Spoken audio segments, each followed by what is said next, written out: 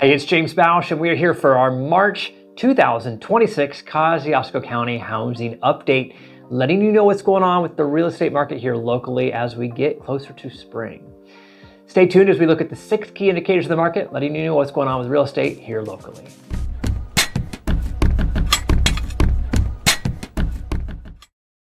So this month, we're going to look at the data from February of this year compared to February of 2025, year-over-year figures for a short month, 28 days in both months. Start off with the number of new properties that hit the market. Last year, we had 65 new properties hit the market. This year, 62, so a slight decrease, but pretty stable, a 4.6 decrease, but again, it's because those numbers are pretty small.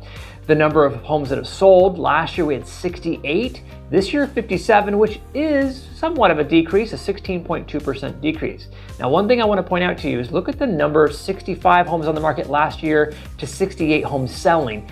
That obviously is an inverted number, right? More properties sold than came on the market. This year, 62, 57, we're seeing very, very close numbers in terms of the percentage of homes that come on the market to the ones that are selling. Now, as we go closer to summer, that number is going to gap in. There's going to be a bigger gap between the number of homes that come on the market and the homes that sell. That's one reason why selling in the wintertime can actually be advantageous to you, because a higher percentage of the homes are selling in comparison to the inventory that's out there. So put that in your pocket. Moving on to the average selling price. Last year, the average selling price for the homes that sold in February was $260,525. This year, $280,572 for a 7.7% increase year over year. The median value is also up. Last year, we were $232,500. This year, $265,500 for a 14.2% increase.